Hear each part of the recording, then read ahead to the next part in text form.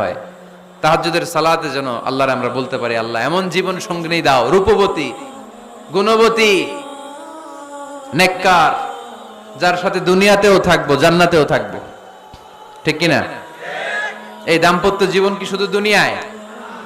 আমার স্ত্রী আমার সাথে জান্নাতে যাক, আমি চাই কি চাই না? মুমিনরা দুনিয়াতেও একসাথে জান্নাতেও একসাথে। ঠিক কিনা? তাহাজ্জুদের দোয়া আল্লাহ ফিরায় না। কিভাবে করবেন দোয়া? এই যে অভিযোগ করেন হুজুর দোয়া কবুল হয় না, দোয়া কবুলের প্রসিডিউর আছে। প্রসিডিউর নাম্বার 1, ওযু অবস্থায় দোয়া করবেন। ওযু অবস্থায়, কি অবস্থায়? ফি হালাতি তাহারা, আপনি পবিত্র, এই দোয়া আল্লাহ শুনে বেশি। সুবহানাল্লাহ পড়েন। সুযোগ হলে কিবলামুখী হয়ে দোয়া করবেন। কি মুখী? মুতাওয়াজ্জিহান ইলাল কাবা। নামাজে এটা ফরজ, দোয়াতে ফরজ না। অন্যমুখী হয়েও করলেও কবুল হয়, কিন্তু কিবলামুখী হয়ে দোয়া করলে এই দোয়া কবুল হওয়ার